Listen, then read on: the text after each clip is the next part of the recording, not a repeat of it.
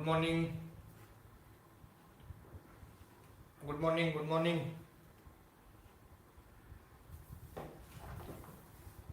Good afternoon. Good morning.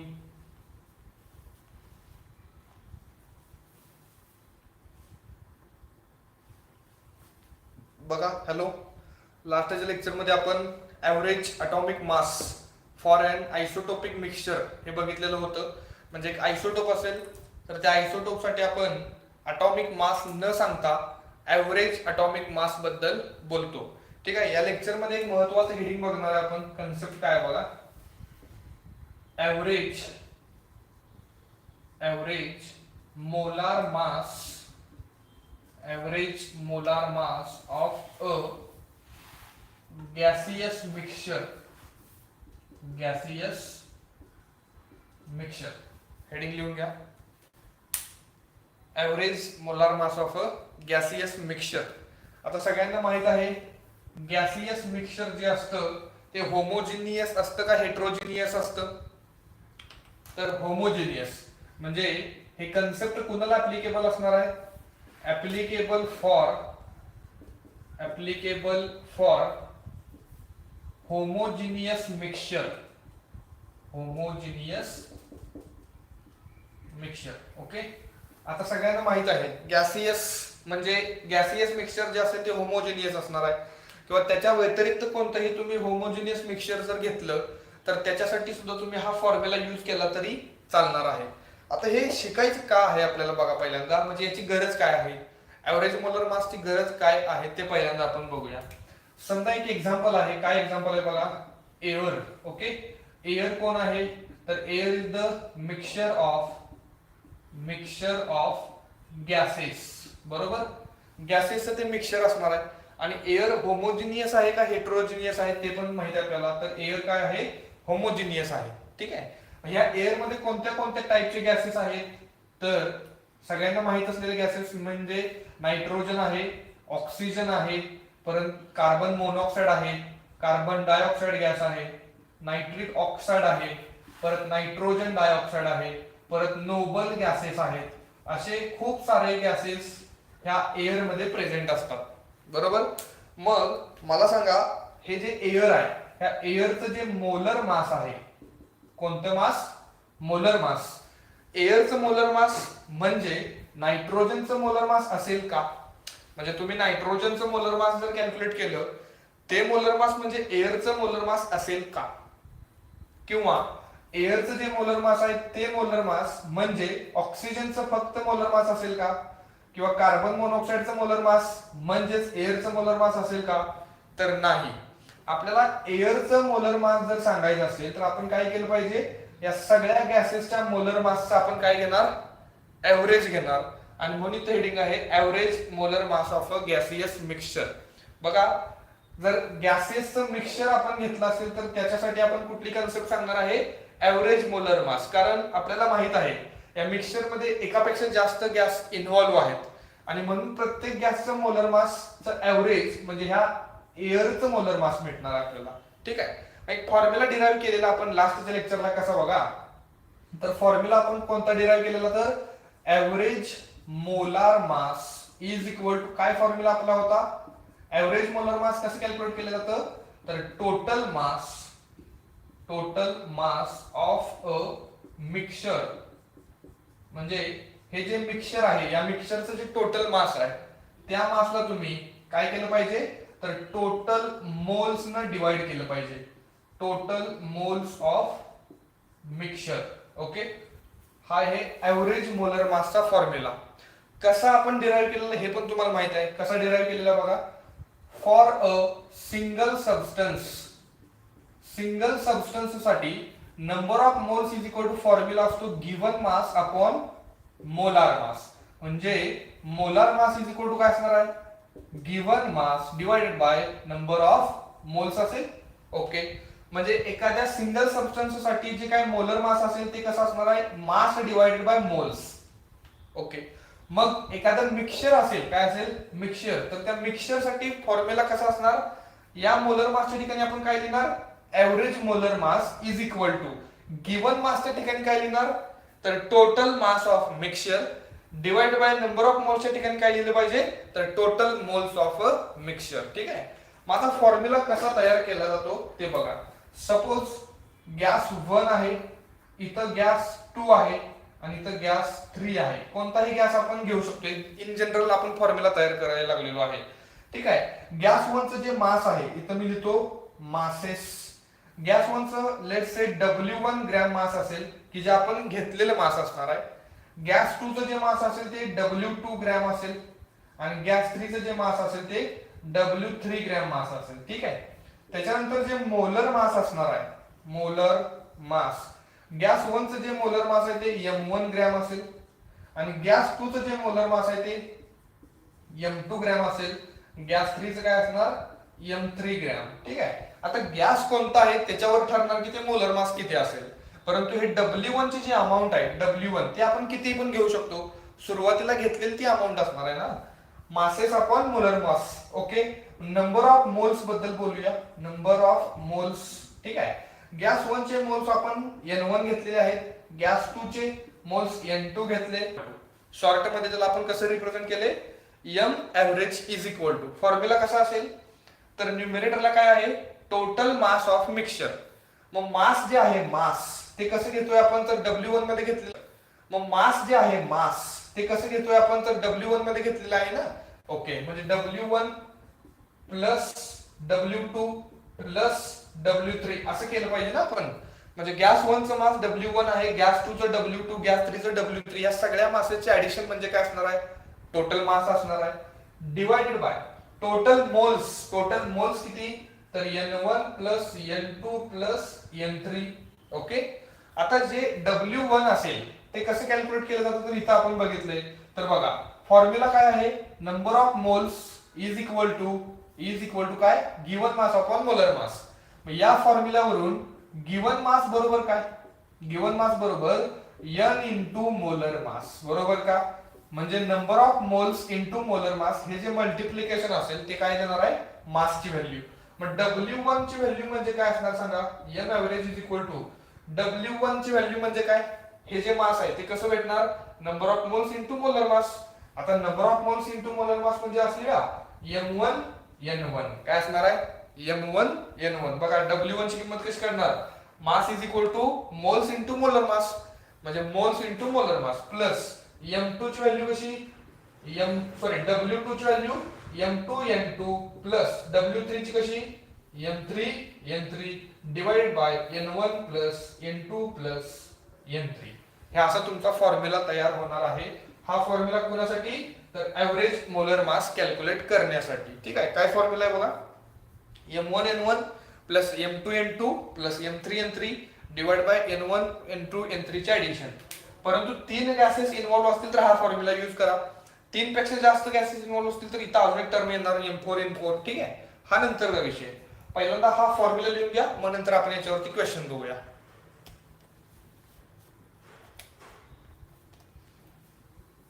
हा question आपण याच्यावरती जर सॉल्व्ह केला तर अजून क्लिअरिटी येणार आहे आपल्याला की कशा पद्धतीने क्वेश्चन सॉल्व्ह केले जातात.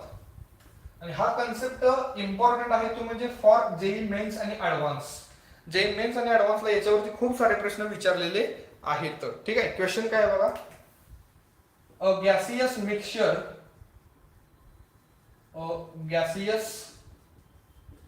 Mixture contains,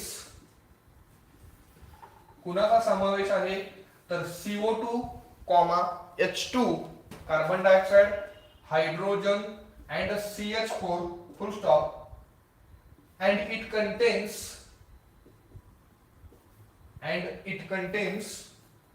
1.4 gram of CO2 full comma 4 gram H2 and 4 gram CH4 full stop. Calculate average molar mass of gaseous mixture. या गॅसियस मिक्सचरचं काय करायचं आपल्याला, एव्हरेज मोलर मास कॅल्क्युलेट करायचं आहे. ओके. आता एव्हरेज मोलर मास कॅल्क्युलेट करायचं असेल तर फॉर्म्युला आत्ताच बघितलेला आहे.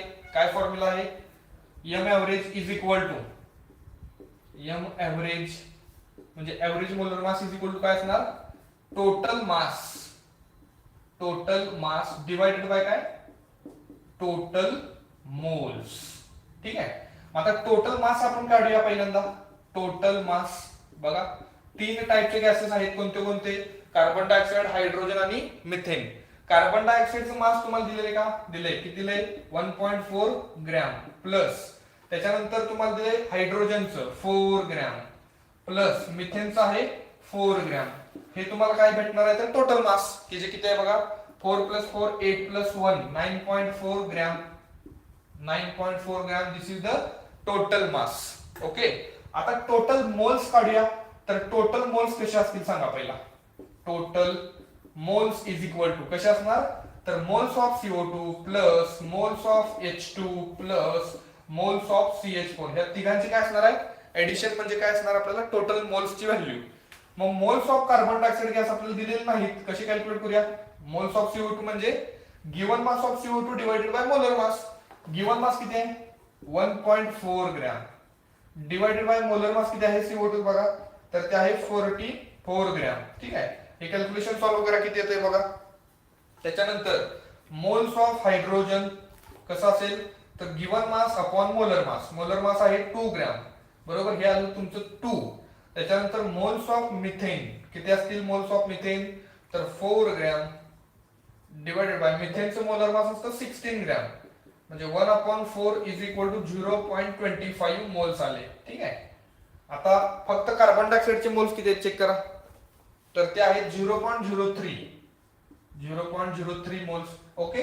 आणि आता मग टोटल मोल्स सांगा मला किती आहेत तर टोटल मोल्स इथं तुम्ही ऍडिशन करा सगळ्यांची. कसे होणार तर कार्बन डायऑक्साइडचे मोल्स आहेत 0.03 प्लस 2 प्लस 0.25. ओके. आणि मग एम ॲव्हरेज कसं येणार तुमचं M average is equal to total mass आहे 9.4 ग्रॅम डिवाइडेड बाय काय टोटल मोल्स. सगळ्यांचे ऍडिशन बघा 0.03 प्लस 2.00 प्लस 0.25. ओके. 2.28 येणार ते. आणि हे कॅल्क्युलेशन तुम्हाला काय देणार आहे ॲव्हरेज मोलर मास. बघा किती येते ॲव्हरेज मोलर मास. जर हे तुम्ही सॉल्व्ह केलं तर ॲव्हरेज मोलर मासची व्हॅल्यू येणार आहे 5.28. ओके. किती येणार आहे 5. तुम्ही सॉल्व्ह करून दाखवा जरा किती येते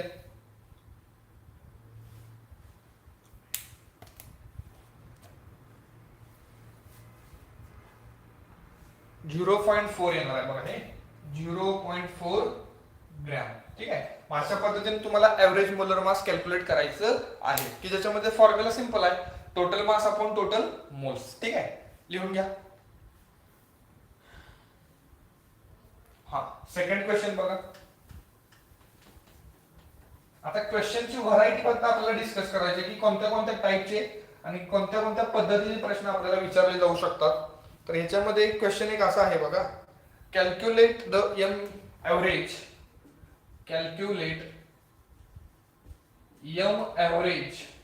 म्हणजे ॲव्हरेज मोलर मास कॅल्क्युलेट करायचा आहे ऑफ अ मिक्सचर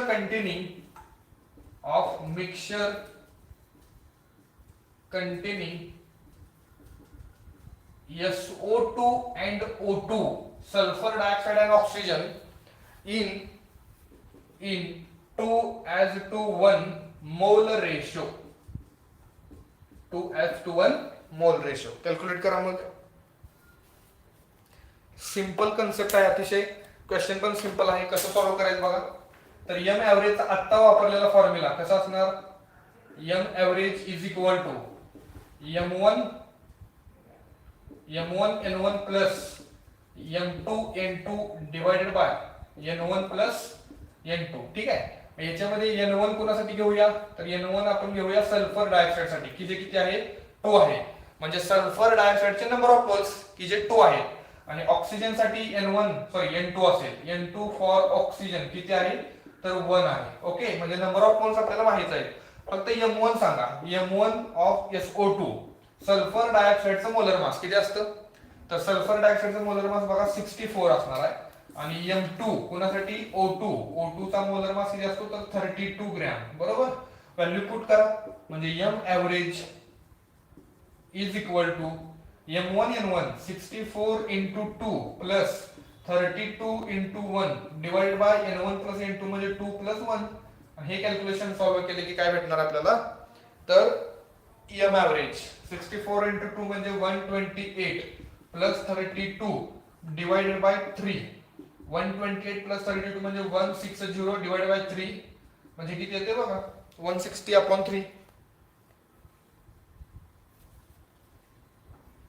160 अपॉन 3 तर 53.333 असं ते येत राहणार आहे म्हणजे 53.34 ग्रॅम म्हणूया आपण. This is the average molar mass. Simple concept आहे. तुम्ही आता इतकं लेंदी कॅल्क्युलेशन करायची पण गरज नाही. काय केलं पाहिजे तर इथं पहिल्यांदा सल्फर डायऑक्साईडचा मोलर मास इंटू त्याचे मोल्स बरोबर का. कारण आपल्याला मासचा फॉर्म्युला माहित आहे. जर मास कॅल्क्युलेट करायचा असेल तर काय करतो मोल इंटू मोलर मास. मोल इंटू मोलर मास हा फॉर्म्युला आपल्याला काय देणार आहे मास देणार आहे. कुणाचं मास सल्फर डायऑक्साईडचं मास ते इथं पुट करा. परत पुढे ऑक्सिजनचं मास असेल डिवाइड बाय टोटल मोल्स. अशा पद्धतीने क्वेश्चन सॉल्व्ह करा. आता तुम्हाला या क्वेश्चन मध्ये काय दिलेलं आहे तर 2:1 हा मोल रेशो दिलेला आहे. काय दिलेला आहे मोल रेशो. आणि मोल रेशोची डायरेक्ट तुम्ही व्हॅल्यू इथे यूज केलेली आहे बरोबर. आता क्वेश्चन असा बघूया की ज्याच्यामध्ये मोल रेशोच्या ऐवजी मास रेशो दिले जाते. काय दिले जाते मास रेशो. ठीक आहे मग क्वेश्चन लिहून घ्या मग ते पुढचा क्वेश्चन बघूया. हा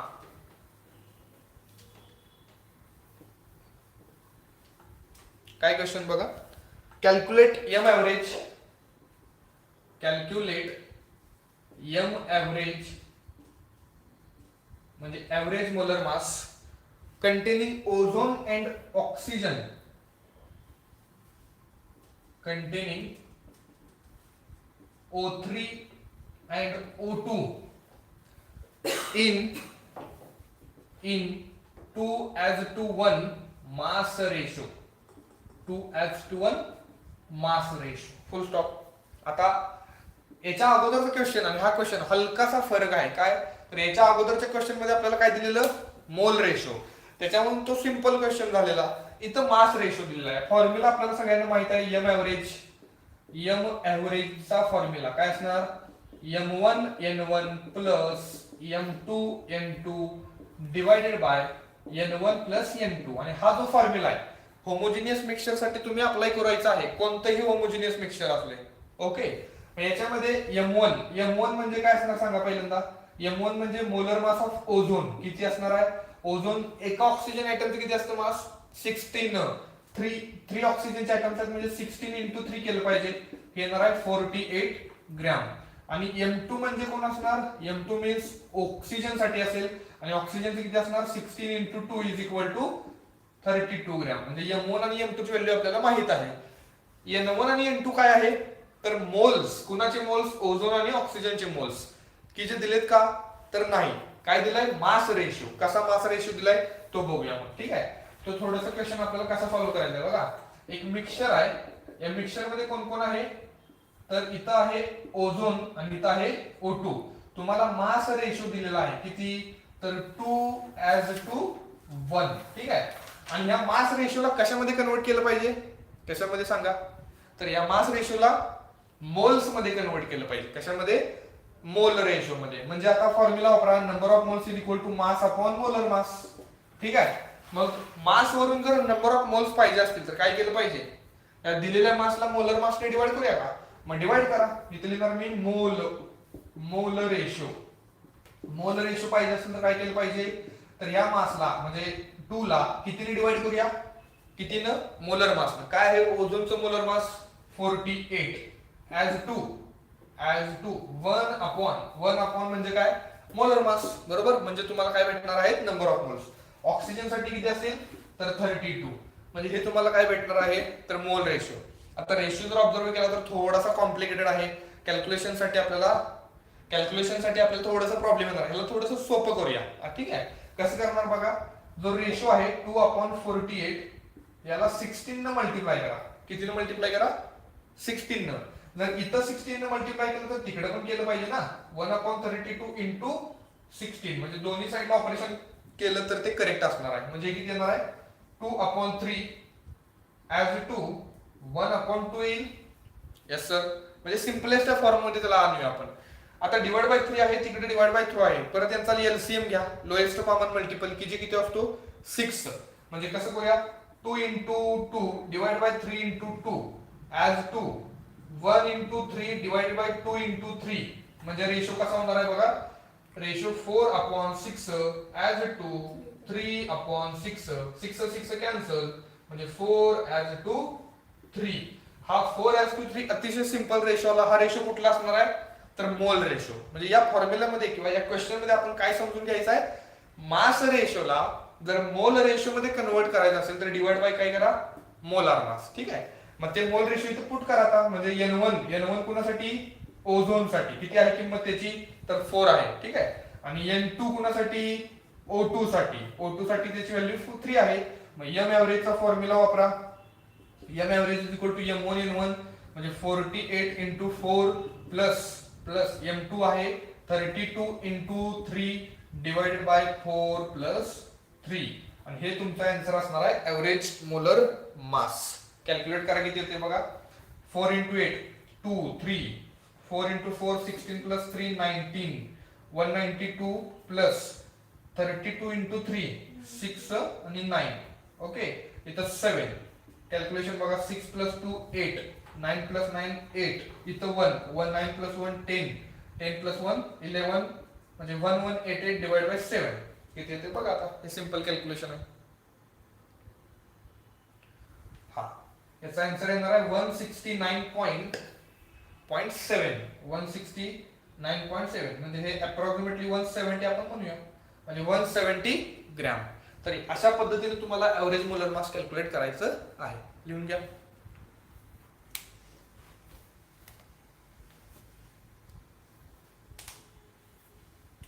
हा मग आता 3 प्रॉब्लेम आपण बघितले की ज्याच्यामध्ये पहिला प्रॉब्लेम सिंपल होता, दुसऱ्या प्रॉब्लेम मध्ये मोल रेशो दिलेले आणि आता याच्यामध्ये मास रेशो. मास रेशो दिला असेल तर काय करा मोल्स मध्ये त्याला कन्वर्ट करा. ठीक आहे. नेक्स्ट क्वेश्चन बघा. त्या क्वेश्चन मध्ये आपल्याला काहीतरी शिकायला भेटणार आहे, जो मी आता नवीन क्वेश्चन तुम्हाला देणार आहे. त्याच्यामध्ये क्वेश्चन काय बघा, कॅल्क्युलेट मोलार कंपोजिशन म्हणजे तुम्हाला मोलचा रेशो कॅल्क्युलेट करायचा आहे. Calculate molar composition of gaseous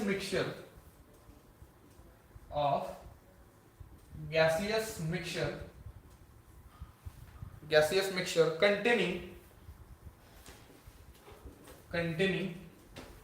NO and NO2 nitric oxide and nitrogen dioxide full stop whose average molar mass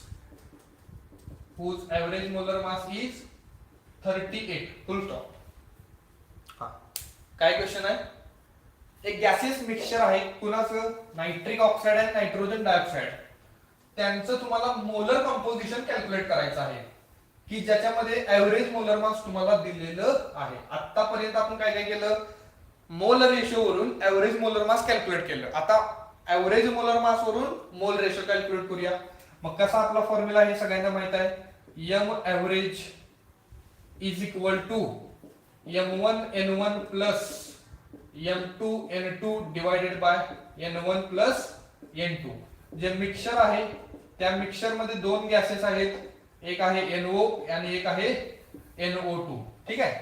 आता या मिक्सचर मध्ये तुम्हाला M1 ची जी व्हॅल्यू आहे ती M1 ची व्हॅल्यू कोणासाठी घ्यावी लागेल, नायट्रिक ऑक्साइड साठी घ्यावी लागेल. आणि M2 ची व्हॅल्यू कोणासाठी असेल, NO2 साठी. सांगा मग M1 ची व्हॅल्यू किती आहे आणि M2 ची व्हॅल्यू किती आहे. M1 मीन्स नायट्रिक ऑक्साइडचं मोलर मास की जे किती असेल 14 प्लस 16 30 ग्रॅम. आणि नायट्रोजन डायऑक्साइडचं किती असेल 16 प्लस 14 ते असेल 28 ग्रॅम. नाही 32 प्लस 14 येणार ते 46 ग्रॅम. किती असेल हे 46 ग्रॅम. ओके. म्हणजे या फॉर्म्युलामध्ये M1 आणि M1 M2 ची व्हॅल्यू माहित आहे. N1 आणि N2 काय असणार सांगा. N1 म्हणजे नायट्रिक ऑक्साइडचे मोल्स की जे माहित नाहीत आणि N2 म्हणजे काय, नायट्रोजन डायऑक्साइडचे मोल्स की जे माहित नाही. ठीक आहे, मग याचे मोल्स मी समजा इथं लिहिलं मी मोल पर्सेंट. काय लिहिलं, मोल पर्सेंट. याचे मोल पर्सेंट किती समजूया, एक्स समजूया, कारण माहित नाही आपल्याला. मग याचे मोल पर्सेंट एक्स असतील तर त्याचे किती असतील सांगा, NO2 चे. NO2 चे मोल पर्सेंट किती असतील, तर ते असणार 100 मायनस एक्स असतील. बरोबर की नाही, बरोबर. ओके, मग आता फॉर्म्युला वापरा. एम ऍव्हरेजचा इज इक्वल टू हा फॉर्म्युला सेम.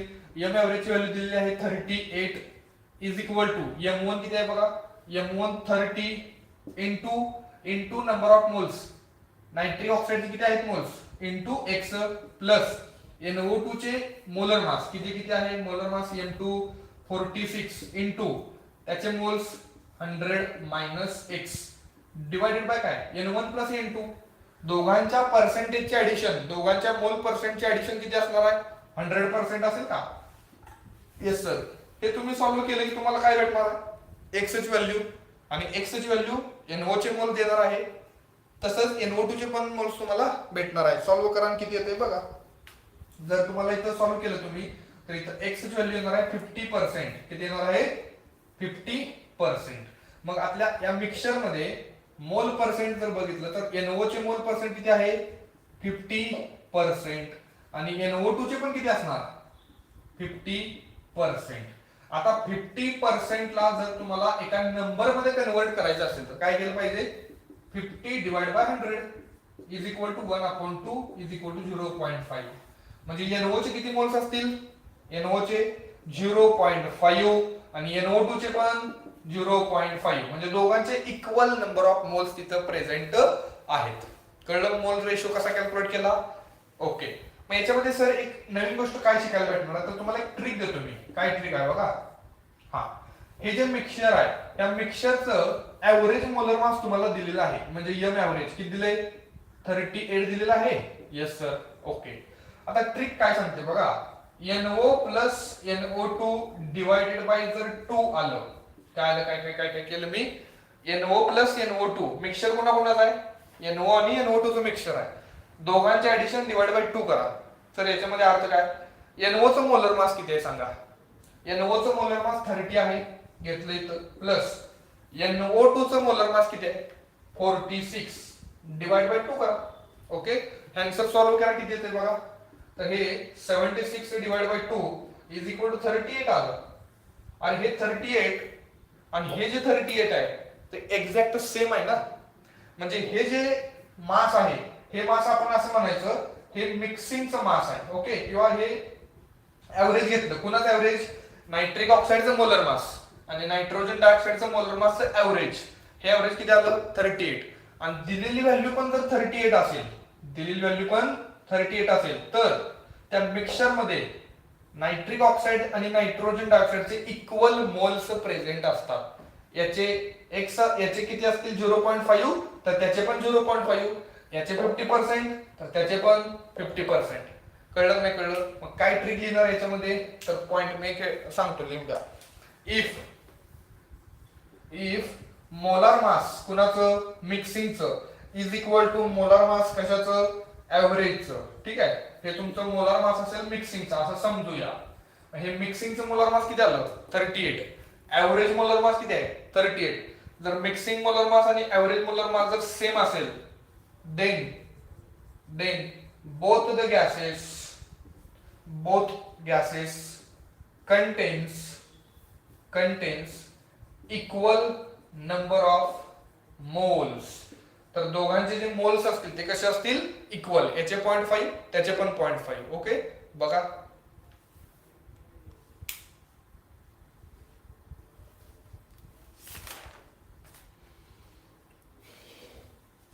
हा, नेक्स्ट क्वेश्चन बघा.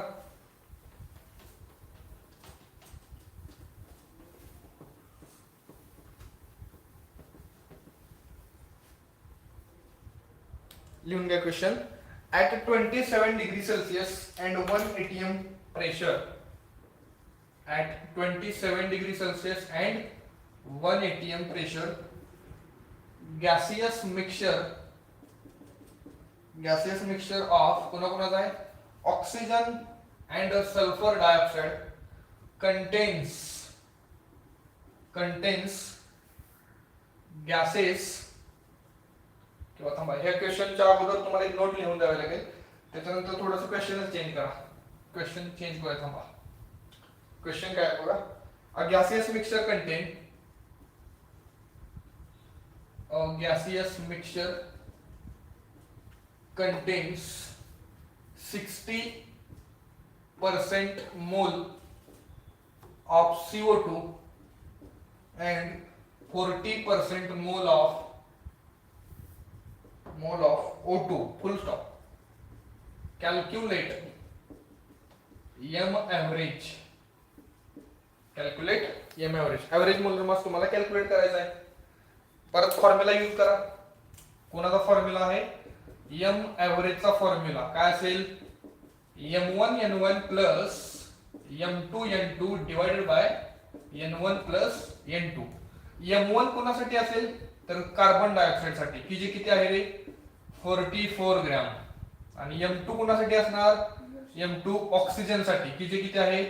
32 ग्रॅम. ठीक आहे. आता मोल पर्सेंट दिलेला आहे कुणाला? कुणाचे तर बघा, n1 किती आहे? n1 आहे 60% आणि n2 किती असणार आहे? तर 40%. n1 कुणासाठी? CO2 साठी, n2 O2 साठी. फॉर्म्युला यूज करा याच्यामध्ये. m average is equal to m1 किती आहे?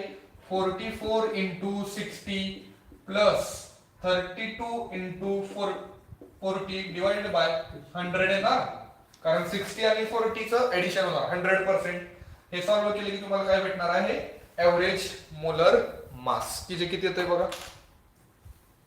आय थिंक याची व्हॅल्यू आहे 39.2 ग्रॅम.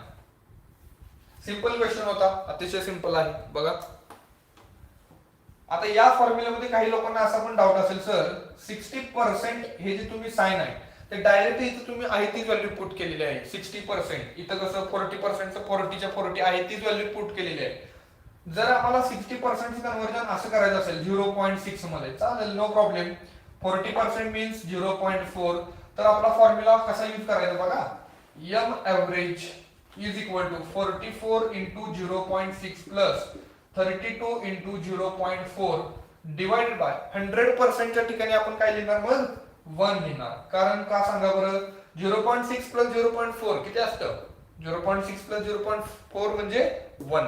आणि याचं कॅल्क्युलेशन सुद्धा तुम्ही जर केलं तर ते किती भेटणार आहे? 39.2 ग्रॅमच भेटणार आहे. ठीक आहे. म्हणजे इथं तुम्ही 60% पुट केलं किंवा 0.6 पुट केलं तर आन्सर एकच येणार आहे. फक्त फरक काय करणार? इथं 100 आणि इथं 1 चा फरक आहे. ठीक आहे, लिहून घ्या.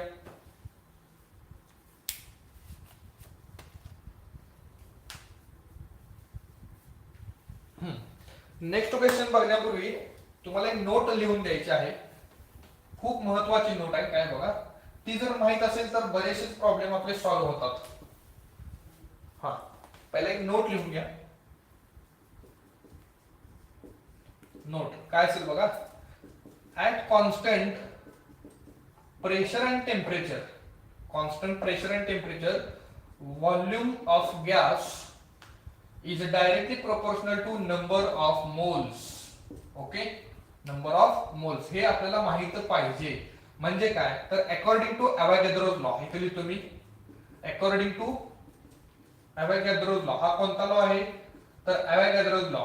काय सांगतोय अवोगाद्रोज लॉ?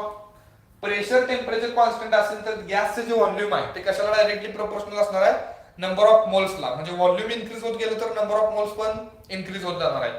म्हणजे इथं काय लिहितोय बघा. That is we can use number of moles instead of volumes. म्हणजे काय सर? नाही समजलं? डोंट वरी, सांगतो, थांबा. एक मिक्सचर आहे आणि या मिक्सचर मध्ये तुम्हाला काय दिले बघा? व्हॉल्यूम पर्सेंट दिलेला आहे. काय दिलेलं आहे? व्हॉल्यूम पर्सेंट, की जे किती दिले? 2:3 असं व्हॉल्यूम पर्सेंट दिलंय. अवोगाद्रो लॉ काय सांगतोय? Volume is directly proportional to number of moles. मग मला सांगा मोल पर्सेंट किती असेल? मोल पर्सेंट सुद्धा किती असणार आहे? 2:3. म्हणजे व्हॉल्यूम पर्सेंट आणि मोल पर्सेंट या दोघांना तुम्ही सेम ट्रीट करा, सेम ट्रीटमेंट द्या. ठीक आहे. मग ह्या नोटच्या माध्यमातून एक क्वेश्चन बघूया कशा पद्धतीने टॅकल करायचं त्याला.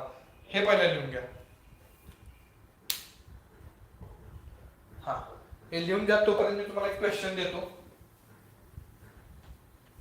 Right down. At 27 degree Celsius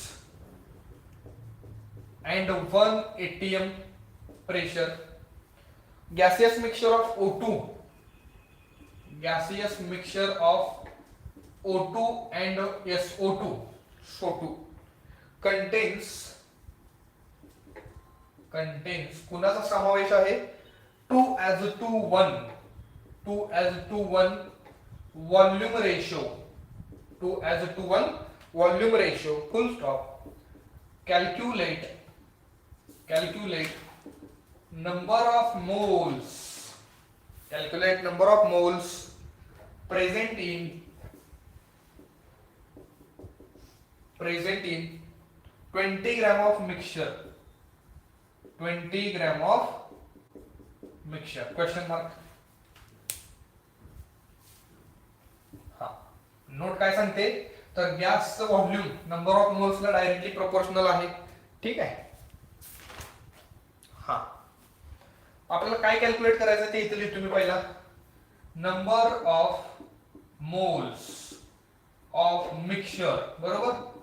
म्हणजे मिक्सचरचे नंबर ऑफ मोल्स कॅल्क्युलेट करायचे असतील तर काय फॉर्म्युला सांगा. नंबर ऑफ मोल्सचा फॉर्म्युला काय असतो given mass upon molar mass. म्हणजे इथे लिहिणार मी काय लिहिणार मास ऑफ मिक्सचर डिवाइडेड बाय काय मोलार मास ऑफ मिक्सचर म्हणजे काय एम एव्हरेज. काय लिहिणार मी एम एव्हरेज. ठीक आहे. आता इथं मास ऑफ मिक्सचर हे तुम्हाला दिलेलं आहे का ते सांगा पहिला. दिले sir. Present in 20 gram of mixture. 20 gram of mixture म्हणजे हे मास ऑफ मिक्सचर दिलेलं आहे. मग काय कॅल्क्युलेट केलं पाहिजे सांगा पहिला. एम एव्हरेज कॅल्क्युलेट करूया. एम एव्हरेज कॅल्क्युलेट करा, त्याची व्हॅल्यू तिथं पुट करा. कसं कॅल्क्युलेट करणार सांगा. एम एव्हरेजचा फॉर्म्युला इथे लिहितो मी. M average is equal to M1 N1 plus M2 N2 divided by N1 plus N2. M1 ची व्हॅल्यू घ्या O2 साठी, तिची किती असणार 32 ग्रॅम. आणि M2 ची व्हॅल्यू घ्या कोणासाठी M2 कोणासाठी SO2 साठी, किती किती आहे 64 ग्रॅम. N1 कोणासाठी O2 साठी माहित नाही सर मला. N2 कोणासाठी सल्फर डायऑक्साइड साठी ते पण माहित नाही. आत्ताच आपण एक नोट बघितली आहे. एक मिक्सचर असेल आणि त्या मिक्सचर साठी तुम्हाला काय दिलेलं आहे सर व्हॉल्यूम पर्सेंट दिलेला आहे 2:1. म्हणजे इथं कोण असेल O2 आणि इथं कोण असेल SO2. व्हॉल्यूम पर्सेंट दिला असेल तर मोल पर्सेंट किती सांगा 2:1. Okay. Volume is directly proportional to number of moles. म्हणजे इथं N1 ची व्हॅल्यू आता सांगा मग N12 आणि N सल्फर डायऑक्साइड साठी N2 ची व्हॅल्यू किती असेल 1 असेल. आता एम एव्हरेजचा फॉर्म्युला यूज करा. M average is equal to M1 32 into 2 plus 64 into 1 divided by 2 plus 1. हे तुम्हाला काय भेटणार आहे एव्हरेज मोलर मास की जे किती असेल तर कॅल्क्युलेट करा. 32 into 64 plus 64 128 divided by 3. This is your average molar mass. आता नंबर ऑफ मोल्स तुम्हाला कॅल्क्युलेट करायचे आहेत. फॉर्म्युला सांगा. Number of moles of mixture is equal to काय मास ऑफ मिक्सचर किती आहे मिक्सचरचं mass 20 gram divided by M average किती आहे एम एव्हरेज सर आलेला आहे 128 डिवाइड बाय 3 म्हणजे 20 into 3 डिवाइडेड बाय 128 किती येते बघा. सॉल्व्ह करा. आय थिंक हे येणार आहे 0.4838. हे तुमचं करेक्ट आन्सर असणार आहे 0.4838. हे आहे average molar mass sorry number of moles in mixture. ठीक आहे. कसा पद्धतीने सॉल्व्ह केले जरा चेक करा.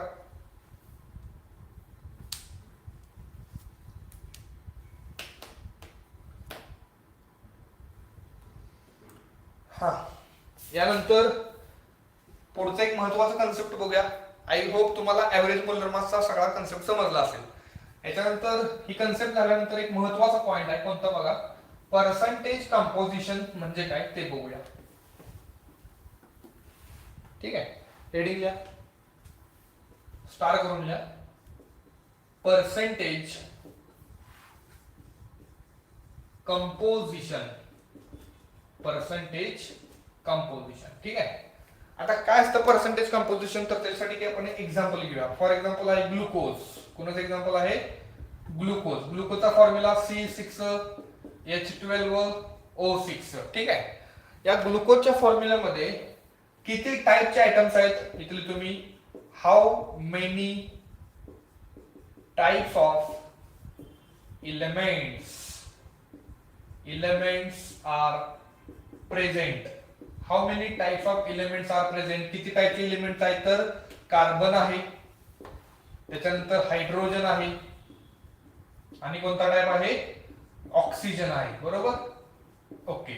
या ग्लुकोजचं मोलर मास किती आहे जरा सांगताय? 180 ग्रॅम आहे सर. किती आहे? 180 ग्रॅम. ठीक आहे. आता तुम्हाला पर्सेंटेज कंपोजिशन पाहिजे. कुणाचं पाहिजे बघा? पर्सेंटेज कंपोजिशन ऑफ कार्बन पाहिजे मला. कुणाचं पाहिजे? कार्बनचं. कारण एखाद्या कंपाऊंड मध्ये जेवढ्या टाईपचे ऍटम्स आहेत त्या प्रत्येकाचं कंपोजिशन मी सांगू शकतोय. म्हणजे मोलर मास जर 180 ग्रॅम असेल, 180 ग्रॅम, तर त्याच्यामध्ये कार्बनचं पर्सेंटेज किती आहे? तर त्याचा फॉर्म्युला असा करायचा, mass of carbon divided by molar mass into काय होणार? 100 होणार. ठीक आहे. मग आता सांगा मास ऑफ कार्बन. तर सगळ्यांना माहित आहे 1 मोल कार्बन असेल, 1 मोल कार्बन, तर त्याचं मास किती असतं? 12 ग्रॅम असतं. इंटू या ग्लुकोजच्या फॉर्म्युल्यामध्ये कार्बन किती आहे सांगा?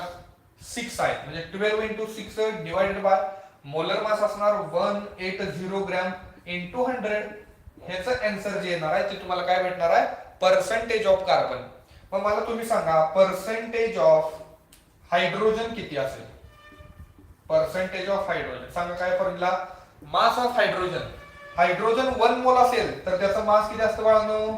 1 ग्रॅम. इंटू या फॉर्म्युल्यामध्ये हायड्रोजन किती आहे? 12 डिवाइडेड बाय मोलर मास किती आहे? 180 इंटू किती होणार? 100 होणार. हे कॅल्क्युलेशन काय भेटणार आहे? Percentage of hydrogen. Similar to that way percentage of oxygen किती असेल सांगा. ऑक्सिजनचं मास 16 ग्रॅम इंटू किती ऑक्सिजन आहेत? 6 आहे. Divided by 180 into molar mass into 100. हे तुम्हाला भेटणार आहे पर्सेंटेज कंपोजिशन. तुम्ही कॅल्क्युलेट करा, हा तुमचा पार्ट आहे. पण अशा पद्धतीने हे पर्सेंटेज कंपोजिशन कॅल्क्युलेट केलं जाते. बघून घ्या, याच्यावरती क्वेश्चन बघूया मग.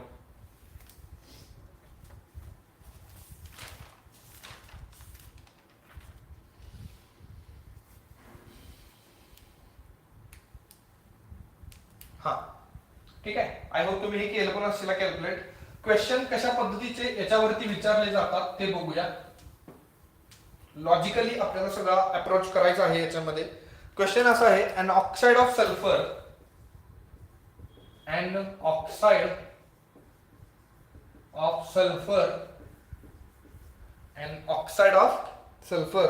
contains 66.67% of sulphur. ओके. म्हणजे हे सल्फरचं कंपोजिशन दिलेलं आहे तुम्हाला. कशामध्ये? ऑक्साइड नावाचं एक कंपाऊंड आहे. कुणाचं ऑक्साइड असणार आहे? तर सल्फरचं ऑक्साइड असणार आहे. त्याच्यामध्ये सल्फरचं पर्सेंटेज दिलेलं आहे. डिटरमाइन इट्स मॉलिक्युलर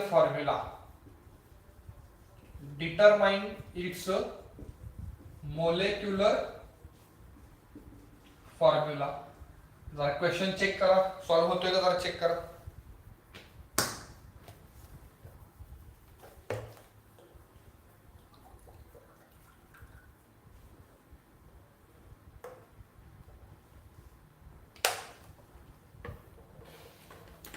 बघा कशा पद्धतीने आपण याला सॉल्व्ह करणार आहे. ऑक्साइड कुणाचं आहे? तर सल्फरचं. म्हणजे इथे लिहिणार मी ऑक्साइड ऑफ सल्फर. सल्फरचं ऑक्साइड कसं असतं बघा. कार्बनचं ऑक्साइड कसं असतं? तर कार्बन मोनॉक्साइड असतं, कार्बन डायऑक्साइड असतं. बरोबर. नायट्रोजनचं ऑक्साइड कसं असतं? तर N2O, NO, N2O3 अशी वेगवेगळ्या टाईपचे ऑक्साइड्स आपल्याला बघायला भेटतात. तसं या सल्फरचं ऑक्साइड कसं असेल? तर ते असणार S आणि O. पण इथं सल्फर किती आहे? X आहे. ऑक्सिजन किती असेल? Y असेल. कारण सल्फर आणि ऑक्सिजन मध्ये या दोघांचा ऍटमची संख्याच आपल्याला माहित नाही ना. बरोबर आहे ना? Yes sir. परंतु एवढं जर आपल्याला माहित आहे काय पर्सेंटेज ऑफ सल्फर आपल्याला किती दिलेलं आहे? पर्सेंटेज ऑफ सल्फर आहे 66.67%. याला मी 200/3 पण लिहू शकतो, जरा चेक करा. 66.67 ला आपण 200/3 च्या टर्म मध्ये पण लिहू शकतो. कसं, याला जर तुम्ही संक्षिप्त रूप दिले तर हेच आन्सर भेटणार आहे. ठीक आहे. आताच आपण पर्सेंटेज कंपोजिशनचा फॉर्म्युला बघितलाय. काय असतो? Percentage of sulphur is equal to, formula सांगा, इज इक्वल टू काय? Mass of sulphur, mass of sulphur divided by काय? तर मोलार मास, डिवायडेड बाय काय? मोलार मास इंटू काय होणार? 100 होणार. Yes sir. आता हे सॉल्व्ह करूया. आताच आपण फॉर्म्युला बघितला ना पर्सेंटेज कंपोजिशन मध्ये. हा, याच्यामध्ये सांगा पर्सेंटेज ऑफ सल्फर किती आहे सर? 200/3% इज इक्वल टू सल्फरचा मास सांगा. आपला जो ऑक्साईडचा फॉर्म्युला आहे SX आणि OY, यामध्ये सल्फर असेल 1 मोल तर त्याचा मास किती असतं? 32. पण इथं सल्फर किती आहे? इथं X, म्हणजे सल्फरचा मास किती आलं? 32 into X divided by molar मास सांगा. तर पहिल्यांदा सल्फरचा मोलर मास घ्या 32x, बरोबर. कारण इथं मोलर मास घेत असताना सल्फरचं किती घेतलं? 32. पण असे सल्फर किती आहेत? X, म्हणून इथं X लिहिलं. प्लस मोलर मास मध्ये अजून ऍडिशन कुणाचे असणार? कॉन्ट्रीब्युशन कुणाचं असणार? ऑक्सिजनचं सुद्धा. ऑक्सिजनचं किती? 16. पण अशा ऑक्सिजन किती आहेत? Y. सिंपल लॉजिक आहे. मला सांगा, जर असं असेल C2H4 तर याचं मोलर मास कसं कॅल्क्युलेट करता? कार्बनचं 12 इंटू 2 करता ना तुम्ही, तसं सल्फर 32 इंटू X केलं पाहिजे. Okay sir. इंटू पुढे किती होणार? 100. हे सॉल्व्ह केले की तुम्हाला X ची व्हॅल्यू भेटणार आहे. सॉल्व्ह करूया सर. कसं होणार? हे 2 शून्य आणि इथले 2 शून्य कॅन्सल होतील. 2 1 2 आणि इथं 16 होणार. म्हणजे इथं राहिलं काय बघा? 1/3 is equal to 16x divided by 32x plus 16y. इथपर्यंत आलो? Yes sir. क्रॉस मल्टिप्लाय करा. किती येईल बघा? 32x plus 16y is equal to 48x. Okay. Yes sir. एक काम करा, 32x ला पलीकडे पाठवा, म्हणजे किती होणार? 16y is equal to 16x. 48 मधून 32 कॅन्सल होणार ना, सबट्रॅक्ट होणार, म्हणजे y is equal to x. म्हणजे काय सर? x ची व्हॅल्यू आणि y ची व्हॅल्यू सेम आहे. याचा अर्थ आपला जो फॉर्म्युला तो कसा असेल सांगा मग? आपल्या कंपाऊंडचा म्हणजे ऑक्साईडचा फॉर्म्युला काय असेल? SXOY मध्ये S आणि O असेल का? Yes or no? तर असू पण शकतोय आणि नसू पण शकतोय. का सांगा? X आणि Y ची पर्टिक्युलर व्हॅल्यू आपल्याला माहिती आहे का? 1 2 3 4 अशी काय व्हॅल्यू माहिती आहे का पर्टिक्युलर? काहीच माहित नाही. आपल्याला एवढंच माहिती आहे की X ची व्हॅल्यू जेवढी असेल तेवढीच व्हॅल्यू Y ची आहे. म्हणजे फॉर्म्युला असा पण असू शकतो S2O2, फॉर्म्युला असा पण असू शकतो S3O3, बरोबर ना? मग यामध्ये S3O3 तर नेचर मध्ये एक्झिस्ट नाही आणि SO पण कधी तयार होणार नाही, त्यामुळे फॉर्म्युला आपला असू शकतोय S2O2. म्हणजे असा ऑप्शन कुठे असेल तर तो करेक्ट करा, S2O2. Right down.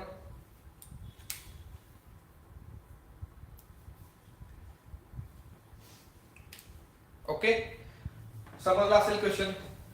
हा, नेक्स्ट क्वेश्चन बघा. मेडिकलच्या विद्यार्थ्यांसाठी खूप महत्त्वाचा क्वेश्चन आहे हा. जो क्वेश्चन मी देणार आहे तो इन्सुलिन कंटेन्स, क्वेश्चन बघा. Insulin contains 3.2% sulfur, 3.2% sulfur by mass,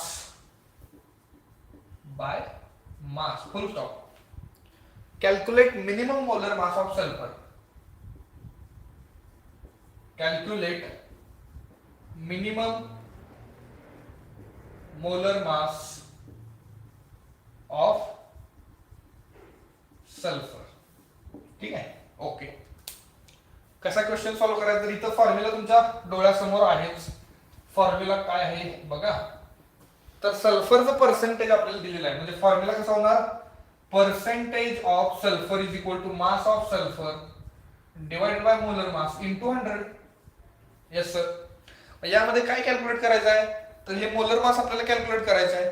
आता क्वेश्चन पहिला रीड करूया काय आहे. क्वेश्चन मध्ये बघा, इन्सुलिन कोण आहे? तर केमिकल सबस्टन्स आहे की जो काय करतो? It maintains glucose level in the blood. Blood मध्ये असलेली ग्लुकोजची लेवल काय करतो? तो मेंटेन करतो. इन्सुलिनचं प्रमाण जर कमी झालं आपल्या शरीरातून तर काय होतं? ग्लुकोजची लेवल इन्क्रीज होणार आहे आणि अशा व्यक्तीला आपण म्हणतो डायबिटीस पर्सन. ठीक आहे. मग याच्यामध्ये इन्सुलिन जो आहे त्या इन्सुलिन मध्ये काय आहे तर सल्फर असतो. काय असतो? सल्फर. किती पर्सेंट सल्फर असतो तर तिथं सांगितलं 3.2% सल्फर आहे by mass. Okay. Calculate minimum molar mass of sulphur. तर त्या सल्फरचं मिनिमम मोलर मास काय असेल असा क्वेश्चन आहे. ठीक आहे. मग एक काम करूया. पर्सेंट ऑफ सल्फर किती दिलंय बघा 3.2% दिलंय. ओके. आता इथं मास ऑफ सल्फर किती ठेवावं लागेल तर आपल्याला माहित आहे इन्सुलिनच्या फॉर्म्युल्यामध्ये सल्फरचे किती ऍटम्स असू शकतात तर भरपूर असू शकतात. 1 असू शकतो, 2 असू शकतो, 3 असू शकतो. बरोबर. पण याच्यामध्ये क्वेश्चन मध्ये काय सांगितलं हे आपल्यासाठी महत्वाचं सेंटेन्स आहे. काय? Minimum molar mass of sulphur. सल्फरचं कमीत कमी मोलर मास जर पाहिजे असेल तर सल्फरचे कमीत कमी किती आयटम्स इन्व्हॉल्व्ह पाहिजेत सांगा. याच्यावरती तुम्ही लॉजिकली जरा विचार करा. Minimum molar mass of sulphur.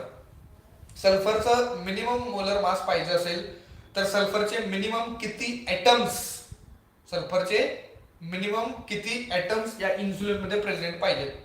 कमीत कमी एक तर पाहिजे ना. जर कमीत कमी मोलर मास पाहिजे असेल तर सल्फरचा सुद्धा कमीत कमी एक तर ऍटम पाहिजे. मग मास ऑफ सल्फर 32 ग्रॅम घ्या. 32 ग्रॅम का तर 1 मोलचं मास असतं इंटू सल्फरचे किती ऍटम्स आहेत तर मिनिमम किती ठेवलेत मी 1 ऍटम्स. का कारण मला मिनिमम मोलर मास घ्यायचा आहे आणि डिवायडेड बाय मोलर मास तर मला माहितच नाही ते कॅल्क्युलेट करायचं आहे इंटू काय होणार 100. ठीक आहे. हे सॉल्व्ह करा म्हणजे molar mass is equal to 32 into 100 divided by 3.2. हे जर सॉल्व्ह केलं तर हे 100 येणार आहे. कॅल्क्युलेट करून बघा म्हणजे 1000 gram. Okay. This is the minimum molar mass of sulphur. Write down. मग यामध्ये या प्रॉब्लेम मध्ये आपल्याला फक्त एकच गोष्ट शिकून घ्यायची आहे. कोणती? जर मिनिमम मोलर मास सल्फरचं कॅल्क्युलेट करायचं असेल तर सल्फरचे मिनिमम किती आयटम्स पाहिजेत. अरे एक तर पाहिजे ना. जर मॅक्झिमम मोलर मास पाहिजे असेल तर मग नंतरचा विषय. मिनिमम पाहिजे ना. आता लिहून घ्या.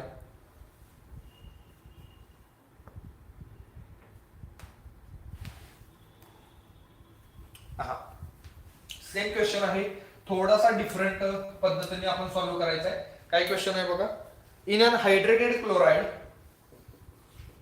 in an hydrated chloride of magnesium the percentage of water is 53.2%. पाण्याचं प्रमाण दिलेलं आहे. Calculate it's molecular formula. Calculate it's molecular formula. हे सगळे जे क्वेश्चन मी देतोय तुम्हाला ते जेई आणि नीट लेवलचेच आहेत.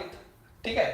या पद्धतीचे क्वेश्चन एक तरी आपण सॉल्व्ह केला असेल तर भविष्यात येणाऱ्या परीक्षेमध्ये जे काही प्रश्न असतील ते तुम्हाला इझिली कॉन्फिडंटली सॉल्व्ह होतील. ठीक आहे. कशा पद्धतीने सॉल्व्ह करायचं बघा. इथं hydrated means hydra means water. Okay. काय असणार आहे ते पाणी असणार आहे. क्लोराइड ऑफ मॅग्नेशियम तयार करूया आपण थोडस. क्लोराइड ऑफ मॅग्नेशियम कसं असतं सांगा. पहिला मॅग्नेशियम आहे आणि इथं क्लोरीन आहे. मॅग्नेशियम वरती +2 चार्ज असतो, क्लोरीन वरती -1 चार्ज असतो. Yes sir. Criss cross rule काय सांगतो तर हा 2 नंबर इकडे घ्या आणि हा 1 नंबर इकडे घ्या. मग फॉर्म्युला कसा असेल MgCl2. This is the chloride of magnesium की ज्याला आपण काय म्हणूया मॅग्नेशियम क्लोराइड. हायड्रेटेड म्हणजे या सॉल्ट सोबत काहीतरी इथं वॉटर पण इन्व्हॉल्व्ह असतात. काय असतात? वॉटर इन्व्हॉल्व्ह असतात. वॉटरची संख्या इथं काही असू शकते, एक्स पण असू शकते, काही पण असू शकते. ठीक आहे. या वॉटरला आपण काय म्हणायचं? या वॉटरला आपण नाव देतो वॉटर ऑफ क्रिस्टलायझेशन. काय नाव द्यायचं याला? Water of crystallisation. जेव्हा आपण कोऑर्डिनेशन कंपाऊंड हा टॉपिक बघितलेला आहे त्यामध्ये पण ह्या वॉटर ऑफ क्रिस्टलायझेशनला आपण भेटलेलो आहे. किंवा याला अजून एक नाव दिलं जाते water of hydration. Okay. Question काय आहे बघा. Calculate it's a molecular formula. मग हाय काय आहे? हा मॉलिक्युलर फॉर्म्युला आहे की जो कॅल्क्युलेट केला पण तो इनकम्प्लीट आहे. कारण या फॉर्म्युल्यामध्ये तुम्हाला एक्स ची व्हॅल्यूच माहित नाही ना. एक्स ची व्हॅल्यू जर माहित असेल तर मग करेक्ट फॉर्म्युला आपल्याला भेटणार आहे. मग कॅल्क्युलेट करूया कसं असणार बघा. पर्सेंटेज ऑफ वॉटर दिलेलं आहे ना, हे काय दिले सर, पर्सेंटेज ऑफ वॉटर. मग पर्सेंटेज ऑफ वॉटरचा फॉर्म्युला काय, तर फॉर्म्युला असा असेल का, mass of water divided by काय, मोलार मास इंटू 100. बघा मग पर्सेंटेज कंपोजिशनची कन्सेप्ट आपण बघितलेली आहे, किती महत्वाची समजली का. ओके, पर्सेंटेज ऑफ वॉटर किती दिलंय, 53.2. ओके, मास ऑफ वॉटर, जर 1 मोल वॉटर असेल, किती मोल सर, 1 मोल वॉटर असेल तर किती मास असतं, 18 ग्रॅम असतं का नाही. ओके, इथे किती मोल वॉटर असेल, x मोल आहे, म्हणजे इथे लिहा x डिवायडेड बाय. आता मोलर मास कुणाच घ्यायचंय रे, कंपाऊंडचं मोलर मास. कंपाऊंडचं मोलर मास घेत असताना पहिला MgCl2 घ्या. मॅग्नेशियमचा असेल 24 प्लस 2 क्लोरीनचं 70, म्हणजे इथं 70 घ्या.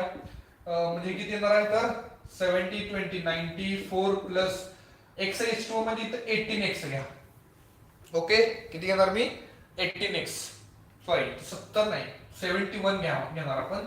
71 का, तर याचं एका क्लोरीनचं किती असतं, 35.5 into 2, 71 plus 34, 95 plus 18x. 18x का, मॅग्नेशियम क्लोराईडचं 95 आणि वॉटरचं 18, पण असे वॉटर किती आहेत, x, म्हणजे या दोघांचे ऍडिशन इंटू किती होणार, 100. आणि या कॅल्क्युलेशनच्या मदतीने तुम्हाला x भेटणार आहे.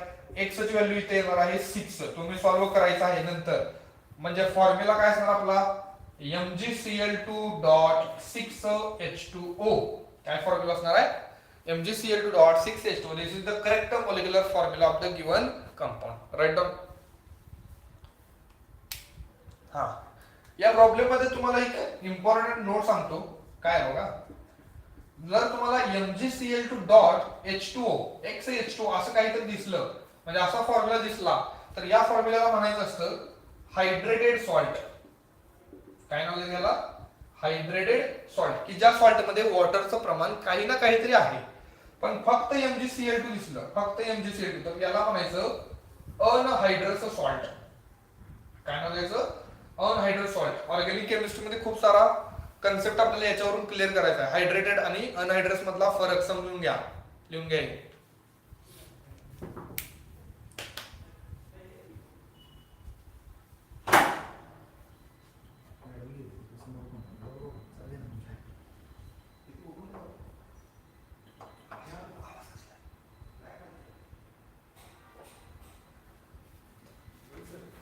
हा, नमस्कार. ओके, पर्सेंटेज कंपोजिशन हा कन्सेप्ट इथं आपला फिनिश झालेला आहे. 2 कन्सेप्ट पूर्ण केल्या, एव्हरेज मोलर मास आणि पर्सेंटेज कंपोजिशन. पुढे जाऊया.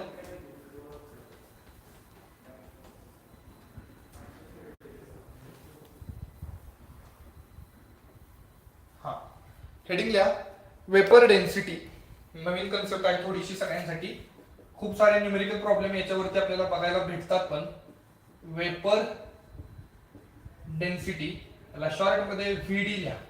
व्हीडी मीन्स वेपर डेन्सिटी. ओके, काय असते वेपर डेन्सिटी, तर याची डेफिनेशन बघूया पहिल्यांदा. याला तुम्ही रिलेटिव्ह डेन्सिटी पण म्हणता. काय म्हणता, रिलेटिव्ह डेन्सिटी. जसं आपण रिलेटिव्ह अटॉमिक मास बघितलेला आहे, तसं हे रिलेटिव्ह डेन्सिटी असणार आहे. काय असतं बघा, एक सर्टन गॅस आहे, सर्टन गॅस. सर्टन गॅस मध्ये कोणताही गॅस असेल, जसे की नायट्रोजन गॅस असेल, ठीक आहे.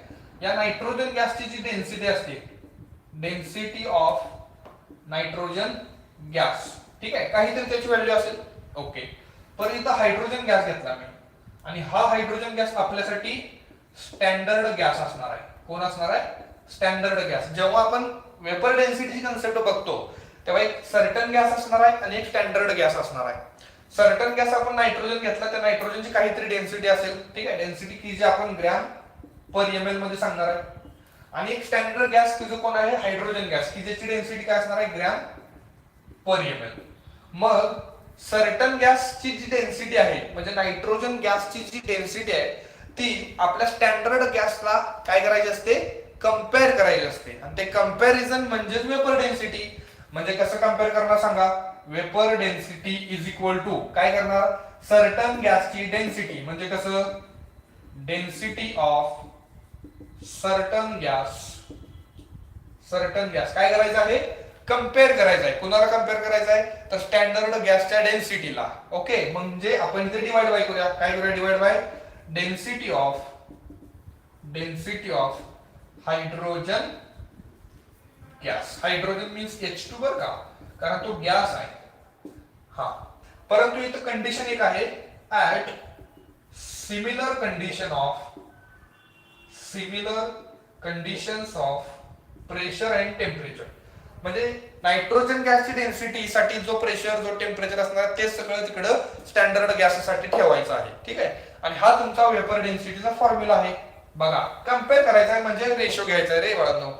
कम्पेअर करताना आपण पहिले की नाही रिलेटिव्ह ॲटॉमिक मास बघितलंय, तसंच same like that of way. म्हणजे density of certain gas divide by density of hydrogen gas. पण आपण न्यूमेरिकल प्रॉब्लेम सॉल्व्ह करत असताना हा फॉर्म वापरायचा नाही. कोणता फॉर्म वापरायचा? तर बघा, फ्रॉम आयडियल गॅस इक्वेशन. आपल्याला आयडियल गॅस इक्वेशन माहित आहे. लेट्स से हा जो सर्टन गॅस आहे तो आयडियल गॅस असेल आणि हा हायड्रोजन गॅस सुद्धा कसा असेल? आयडियल गॅस असेल. तर इक्वेशन काय असतं? PV is equal to NRT. Okay, आता हे N म्हणजे काय असणार आहे? Sir, this N means number of moles. आणि नंबर ऑफ मोल्स कसे कॅल्क्युलेट केले जातात? तर PV is equal to given mass upon molar mass into RT. म्हणजे N च्या ठिकाणी काय लिहिलं मी? W upon M. आता हे M ला इकडे घ्या आणि व्हॉल्यूमला इकडे घ्या. म्हणजे फॉर्म्युला कसा असेल? P into M is equal to W upon V into RT. Okay, PM is equal to W म्हणजे काय आहे? Given mass. व्हॉल्यूम म्हणजे काय आहे? व्हॉल्यूम. म्हणजे मास अपॉन व्हॉल्यूम काय असतं सांगा? मास अपॉन व्हॉल्यूम काय असतं? डेन्सिटी इज इंटू काय होणार ते? RT. म्हणजे इक्वेशन काय आलं हे? PM into DRT. अजिबात विसरायचं नाही. म्हणजे हे आयडियल गॅस इक्वेशन कुणाच्या टर्म मध्ये आहे? In the form of density. कधी कधी MCQ असा विचारला तर सांगता आलं पाहिजे की आयडियल गॅस इक्वेशनचं डेन्सिटीच्या फॉर्म मधलं इक्वेशन काय आहे? तर ते आहे PM is equal to DRT. आता जेव्हा वेपर डेन्सिटीचे आपण डेफिनेशन करणार आहे तेव्हा काय करायचं आहे? Similar conditions of pressure temperature. म्हणजे at constant pressure and temperature, जेव्हा प्रेशर आणि टेम्परेचर कॉन्स्टंट ठेवणार आहे तेव्हा आपलं असं दिसतंय रिलेशन, हे molar mass is directly proportional to density. अरे यस सर, का? प्रेशर कॉन्स्टंट आहे, टेम्परेचर कॉन्स्टंट आहे, गॅस कॉन्स्टंट, आर तर कॉन्स्टंट आहेच. म्हणजे मोलर मास हे कुणाला डायरेक्टली प्रोपोर्शनल आहे? डेन्सिटीला. म्हणजे आपला फॉर्म्युला कसा होणार वेपर डेन्सिटीचा? डेन्सिटी ऑफ सर्टन गॅसच्या ठिकाणी काय लिहिलं पाहिजे? Molar mass of certain gas. कसा फॉर्म्युला तयार करायचा बघा. बघा, थोडंसं महत्वाचं आहे हे खूप. बघा, vapour density is equal to density of certain gas. त्या ठिकाणी काय लिहिणार मी? Molar mass of certain gas. असं का? Because we know that density is directly proportional to molar mass divided by density of hydrogen गॅसच्या ठिकाणी काय लिहिलं पाहिजे? Molar mass of hydrogen. ठीक आहे. परत sir vapour density is equal to बघा काय होणार? Molar mass of certain gas divided by molar mass of hydrogen. म्हणजे काय? H2 चा मोलर मास किती आहे सांगा? Very good. किती असणार आहे? 2 ग्रॅम. बरोबर. मग ते 2 ग्रॅमला इकडे आणा, डिवाइड करा. आता हे जे मोलर मास आहे वरती ते पण कसं असणार बाळांनो? ग्रॅम मध्ये असणार आहे की नाही? मग हे ग्रॅम आणि हे ग्रॅम कॅन्सल होणार. हे 2 इकडे आलं, मल्टिप्लाय झालं. थोडंसं लिहून घ्या.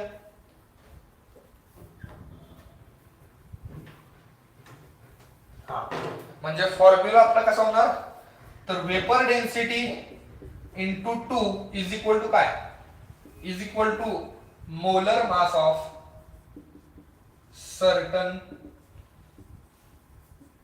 गॅस. ठीक आहे. हा जो फॉर्म्युला आहे ना याला नमस्कार करा. व्हेरी व्हेरी इम्पॉर्टंट फॉर्म्युला आहे. कोणताही गॅस असेल त्या गॅसचं जे मोलर मास आहे ते कसं असणार आहे? वेपर डेन्सिटी इंटू 2 असणार आहे. ठीक आहे. याच्यावरती न्यूमेरिकल प्रॉब्लेम पण आपण बघणार आहे. पहिला हे सगळं लिहून घ्या.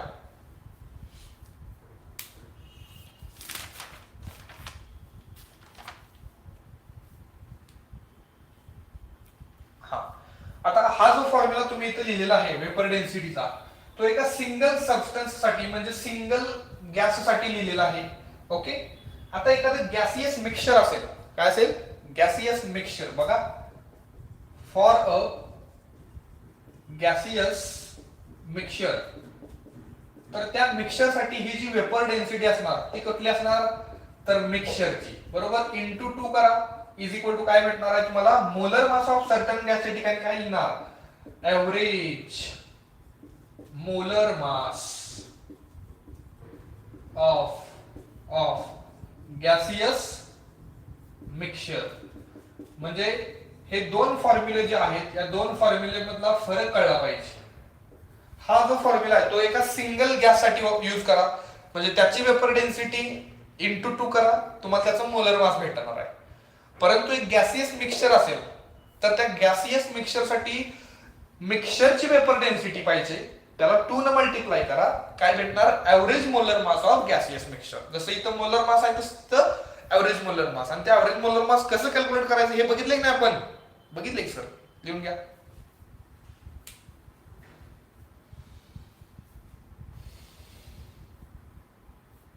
ओके.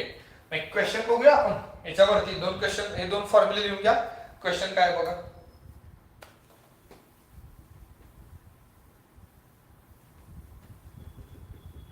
हा क्वेश्चन असा आहे, calculate vapour density of mixture of O2 and ozone, O2 and O3 are in the 2:1 mole ratio. 2:1 mole ratio. बघा, मिक्सचर दिलेलं आहे. या मिक्सचर साठी तुम्हाला वेपर डेन्सिटी कॅल्क्युलेट करायची आहे. आणि मिक्सचर साठी वेपर डेन्सिटी कॅल्क्युलेट करायची असेल तर फॉर्म्युला काय आहे? वेपर डेन्सिटी कुणासाठी? मिक्सचर साठी इंटू 2 इज इक्वल टू काय? M average. असली का मी? ओके. म्हणजे आपण पहिल्यांदा आता काय कॅल्क्युलेट करूया? एव्हरेज मोलर मास कॅल्क्युलेट करूया. त्याला डिवाइड बाय 2 करा, तुम्हाला काय भेटणार आहे? Vapour density. मग सांगा, एम एव्हरेजचा formula M1 N1 plus M2 N2 divided by N1 plus N2. ठीक आहे. M1 कोणासाठी असेल? O2 साठी. आणि M2 कोणासाठी असणार आहे? ओझोन साठी. इथं N1 कोणासाठी असणार? O2 साठी. ओके.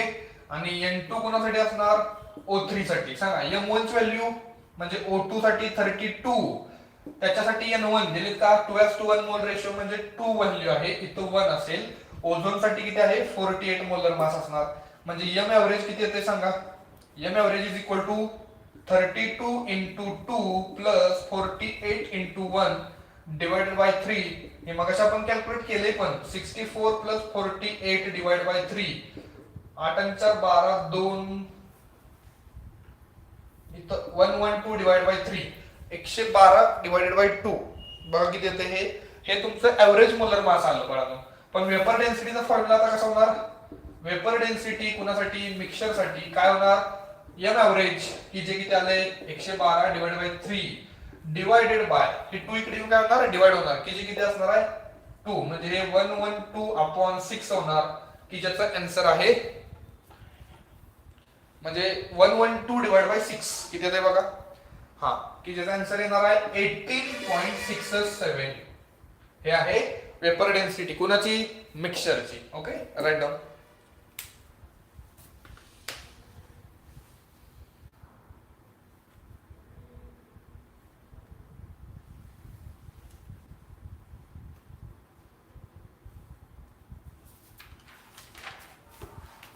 हा, याच्यावरतीच पुढचा क्वेश्चन काय बघा.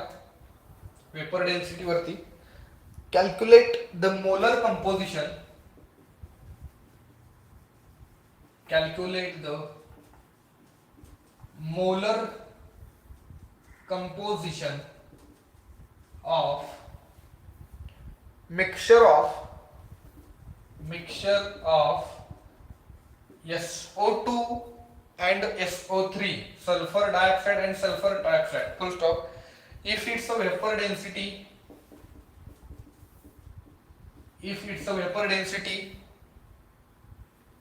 is 36, ठीक आहे, कॅल्क्युलेट करा, सॉल्व्ह करा.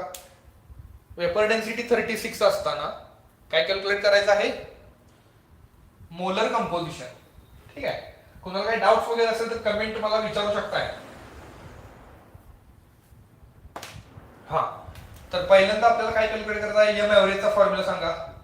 M average is equal to M1 N1 plus M2 N2 divided by N1 plus N2. ठीक आहे, M1 कोणासाठी असेल रे, SO2 साठी, आणि M2 कोणासाठी असेल, SO3 साठी. किती असेल सांगा, तर 32 प्लस 32 64, आणि 48 प्लस 32 40 70 80 असणार आहे, बरोबर. हा, तर हे M1 आणि M2 ची व्हॅल्यू तुम्हाला माहित आहेत. N1 अँड N2 या दोघांच्या व्हॅल्यू आपल्याला माहित नाहीत. म्हणजे काय कॅल्क्युलेट करायचं आहे, मोलर कंपोजिशन. म्हणजे हे N1 आणि N2 जर कॅल्क्युलेट करायचं असेल तर पहिल्यांदा काय माहित पाहिजे, एम ऍव्हरेज माहित पाहिजे का नाही. एम ऍव्हरेज कसं काढणार सांगा, तर वेपर डेन्सिटी दिलेली आहे आणि ते मिक्सचर आहे ना, वेपर डेन्सिटी ऑफ मिक्सचरचा फॉर्म्युला वापरा. Vapour density of mixture into 2 is equal to M average, असा फॉर्म्युला आहे आपला. Yes sir. Therefore vapour density कितीला, 36 इंटू 2 करा, हे असेल एम ऍव्हरेज. म्हणजे 72 is equal to M average. ठीक आहे, आता मी तुम्हाला एक ट्रिक सांगितलेली, आठवते का नाही काय बघा. सर 2 मिनिटाचं तुम्ही सांगितलेलं आम्हाला आठवत नाही. बघा मग काय आता विषय आहे, तर ऍव्हरेज मोलर मास किती आला, 32, बरोबर. मी तुम्हाला एक नोट अशी लिहून दिलेली, जर ऍव्हरेज मोलर मास आणि मिक्सिंगचं मोलर मास जर इक्वल असेल तर त्यांचे मोल पर्सेंट पण कसे असतात, इक्वल असतात. मग कसं काढूया बघा, पहिल्यांदा काय करूया, तर इथं आहे SO2 प्लस इथं आहे SO3 डिवाइड बाय 2 करा. हे कुठं तुम्हाला अशी ट्रिकच्या लँग्वेज मध्ये दिलं तर नाही लिहून मी, NO plus NO2 divide by 2, तसा हा एक क्वेश्चन सॉल्व्ह करा. SO2 किती आहे, 64 प्लस 80 डिवाइड बाय 2 किती येते बघा, 8 आणि 6 14 140, म्हणजे 144 डिवाइड बाय 2. आणि किती आलं, 72 आलं सर. म्हणजे हे ऍव्हरेज मोलर मास किती आहे, 72. आणि ह्या ट्रिकच्या द्वारे जे आपण कॅल्क्युलेट केलं याला काय म्हणतो, मोलार मास. कुठलं, मिक्सिंगचं. अरे मोलार मास मिक्सिंग आणि मोलार मास ऍव्हरेज कसं आहे, सेम. याचा अर्थ काय, SO2 आणि SO3 याचे पण 50% मोल असतील आणि याचे पण 50% मोल असतील. कन्वर्ट करायचं असेल तर हाफ हाफ दोघांचे मोल्स असतील. SO2 चे 1/2 आणि ह्याचे पण 1/2. दोघांचे नंबर ऑफ मोल्स किती असतील, हाफ आणि हाफ, 50% 50%. याची ट्रिक तुम्हाला मी लिहून दिलेली आहे, बघा आठवा.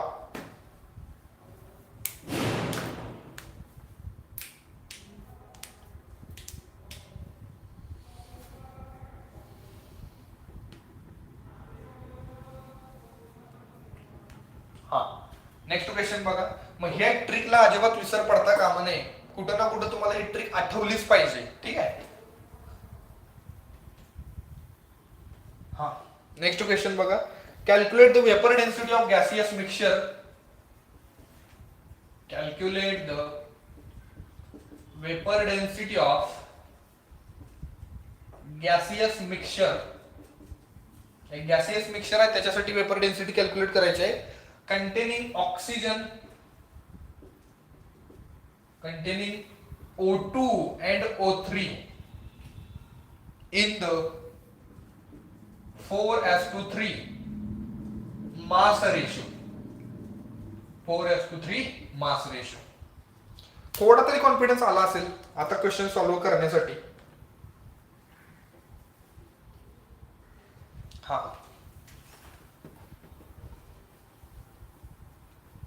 काय क्वेश्चन आहे बघा, काय कॅल्क्युलेट करायचं आपल्याला, तर वेपर डेन्सिटी आणि मिक्सचर दिले ना. मग फॉर्म्युला काय असतो आपला, वेपर डेन्सिटी कोणासाठी, मिक्सचर साठी, इंटू 2 इज इक्वल टू काय, एम ऍव्हरेज. बरोबर आहे ना. मग ऍव्हरेज मोलर मास माहित असेल तर याला डिवाइड बाय 2 करा, वेपर डेन्सिटी भेटणार आहे. मग एम ऍव्हरेज कॅल्क्युलेट करूया ना. एम ऍव्हरेजचा फॉर्म्युला सांगा परत. M average is equal to M1 N1 plus M2 N2 divide by N1 plus N2. M1 कुणासाठी सांगूया, तर O2 साठी, आणि M2 कुणासाठी, O3 साठी. किती, 32 आणि हे 48. N1 कुणासाठी, O2 साठी, आणि N2 कोणासाठी O3 साठी. दोघांची पण व्हॅल्यू मला माहित नाही, कारण देताना काय दिलंय तुम्हाला मास रेशो. मास रेशोचं कशामध्ये कन्व्हर्जन केलं पाहिजे, मोल रेशो मध्ये. कसं करणार तर बघा, मिक्सचर आहे, ओके, मिक्सचर मध्ये कोणते कोणते गॅसेस आहेत, O2 आणि O3. तुम्हाला काय दिलेलं आहे, मास रेशो किती आहे, 4:3. मग त्याचा मोल रेशो कॅल्क्युलेट करा. सांगा, तुम्ही सांगा मोल रेशो कसा कॅल्क्युलेट केला जातो.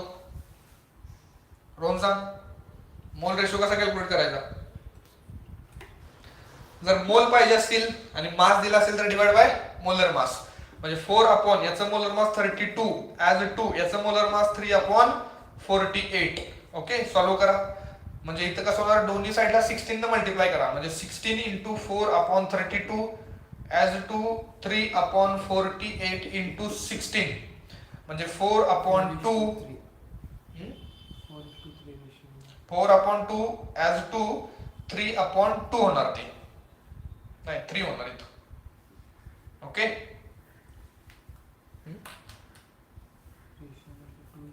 आता हे जर सॉल्व्ह केलं तर ते किती येणार, 2:1 रेशो.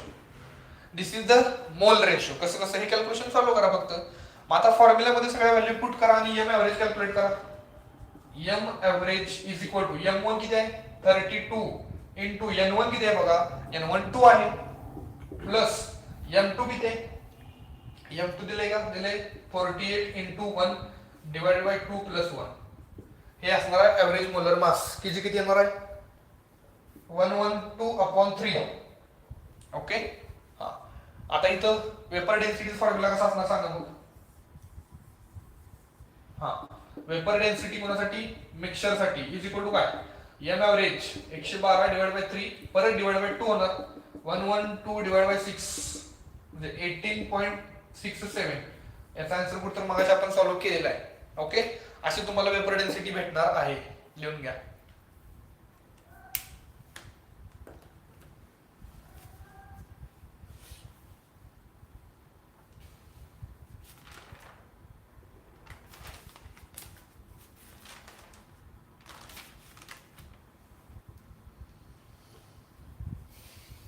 ओके, नेक्स्ट क्वेश्चन बघा.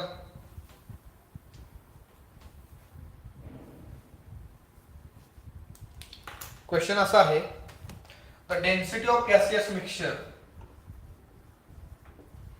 या क्वेश्चन मध्ये एक नवीन गोष्ट आपल्याला शिकायला भेटणार आहे, त्यामुळे लक्ष द्या व्यवस्थित.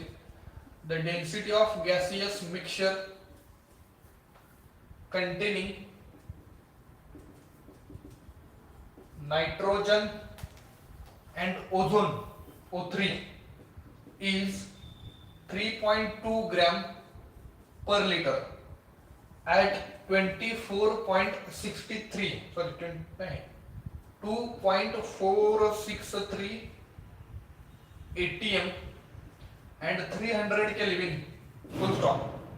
Calculate its a molar composition. Calculate its a molar composition.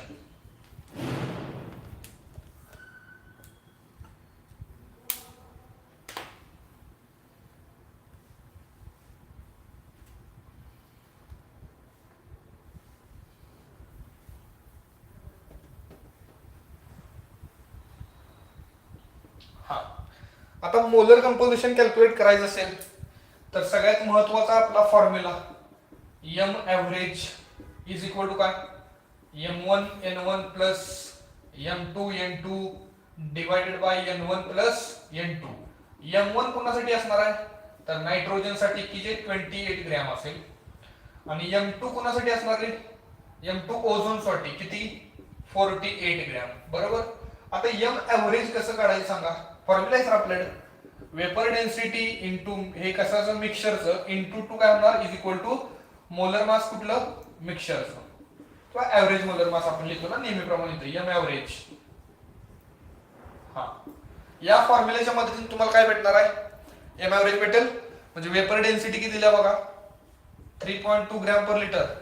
जर हे तिथे व्हॅल्यू पुट केली तर सगळा गेम सत्यानाश, सगळा न्यूमेरिकल प्रॉब्लेम चुकलं. कारण इथं असं कुठं सांगितलंय का वेपर डेन्सिटी, नाही, ही फक्त आणि फक्त नॉर्मल डेन्सिटी आहे. वेपर डेन्सिटी आणि नॉर्मल डेन्सिटी हे टोटली डिफरंट कन्सेप्ट आहेत. त्यामुळे इथं आपल्याला वेपर डेन्सिटीचा हा फॉर्म्युला जर तुम्ही वापरला तर सगळा गेम होणार आहे, सगळा क्वेश्चन रॉंग होणार आहे. ठीक आहे. मग कसा क्वेश्चन सॉल्व्ह करायचा तर बघा, क्वेश्चन सॉल्व्ह करायचा असेल जर तुम्हाला एम एव्हरेज कॅल्क्युलेट करायचं असेल तर हा फॉर्म्युला वापरा, वेपर डेन्सिटी इंटू मिक्सचर. पण आपण फ्रॉम आयडियल गॅस एक फॉर्म्युला बघितलेला, फ्रॉम आयडियल गॅस इक्वेशन कोणता, PM is equal to D R T बघितलेलं ना, PM is equal to D R T म्हणजे ideal gas equation in the form of density. मग याच्यामध्ये कसं होणार, पी प्रेशर इंटू हे जे मास आहे हे मोलर मास कुठलं, मिक्सचर साठी की जे काय असणार डेन्सिटी, कुठली डेन्सिटी, मिक्सचरची डेन्सिटी इंटू काय होणार आर इंटू टेम्परेचर. बरोबर. मग तुम्हाला काय कॅल्क्युलेट करायचं आहे, मोलर मास कुणाचं, मिक्सचरचं की जे काय असणार आहे density mixture into R T divided by pressure. ठीक आहे. म्हणजे आपल्याकडे दोन फॉर्म्युले आहेत, पहिला वेपर डेन्सिटीचा आणि दुसरा हा. मग आपण इथे एक नोट लिहून देणार आहे, काय नोट आहे ते पहिलं लिहून घ्या. Note, density and vapor density are the two different concepts, are the two different concept. ह्या दोन वेगवेगळ्या कन्सेप्ट आहेत. ठीक आहे. जर तुम्हाला मोलर मास मिक्सिंगचं कॅल्क्युलेट करायचं तर फॉर्म्युला काय वापरला, density mixing into R T divide by pressure. जर सिंपल नॉर्मल डेन्सिटी दिली असेल तर हा फॉर्म्युला यूज करा. पण मिक्सचरचं डेन्सिटी दिली असेल तर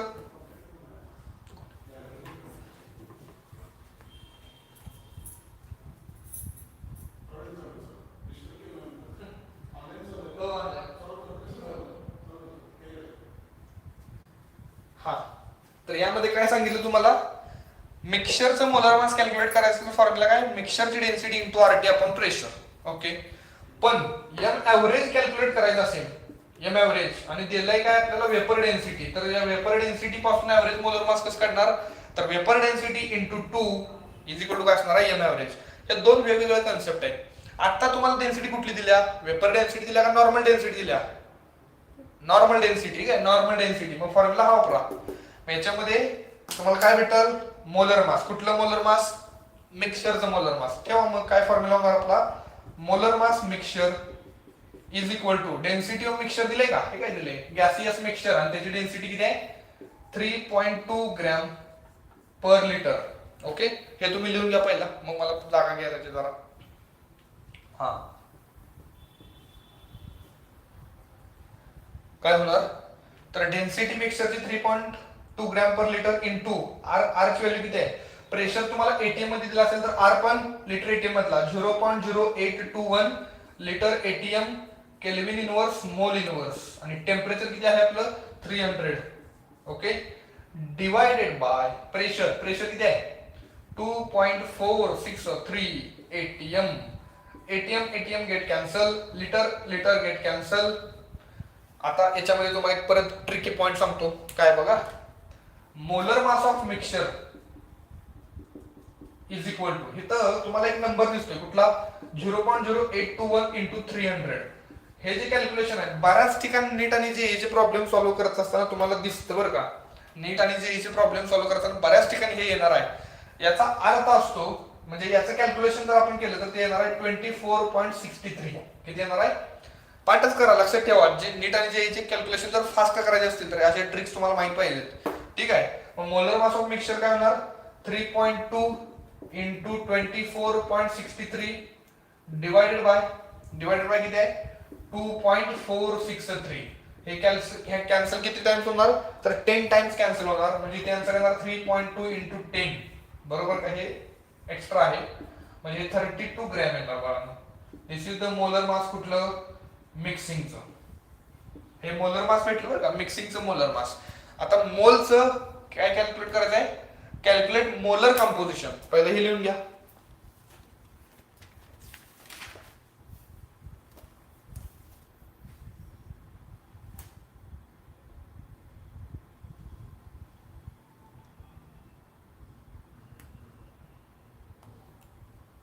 बघा आपण हा, आता मिक्सरचा मोलर मास आपल्याला भेटलेला आहे. किती आहे? तर 32 ग्रॅम. फॉर्म्युला काय असतो आपला? मोलर मास कोणाचं? मिक्सरचं. काय formula? M1N1 plus M2N2 divide by N1 plus N2. एक मिक्सर आहे. या मिक्सरचं तुम्हाला कोणते कोणते मिक्सर आहे सांगा पहिला. मिक्सर मध्ये नायट्रोजन आहे आणि ओझोन आहे. ओके, याचे मोल्स एक्स असतील. मोल पर्सेंट घेऊया. याचे एक्स असतील तर याचे किती? 100 मायनस x%. ठीक आहे. मग आता आपला फॉर्म्युला यूज करा डायरेक्ट. काय? मोलर मास ऑफ मिक्सरचा. बघा, मोलर मास ऑफ मिक्सरची व्हॅल्यू आपण आता कॅल्क्युलेट केलेली आहे 32 ग्रॅम. तिथं पुट केली 32 gram is equal to M1 किती आहे? 28. याचं M1 28 इंटू एक्स प्लस याचं किती होणार? 48 into 100 minus x divided by 100. आणि याच्यावरून तुम्हाला एक्स ची व्हॅल्यू भेटेल. किती किती येते बघा. आय थिंक हे 80% असणार आहे. किती असणार आहे? 80%. म्हणजे नायट्रोजन 80% असेल तर हे किती असणार? 20%. Write down.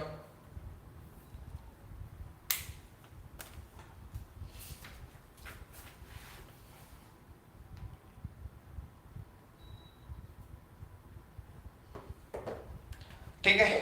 बघा, मग आजच्या लेक्चरला आपण काय काय 3 महत्वाचे कन्सेप्ट बघितल्या. सगळ्यात महत्वाची पहिली कन्सेप्ट म्हणजे average molar mass of gaseous mixture.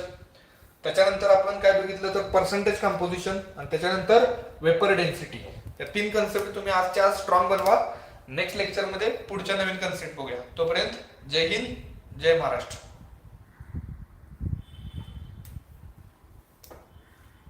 Bus.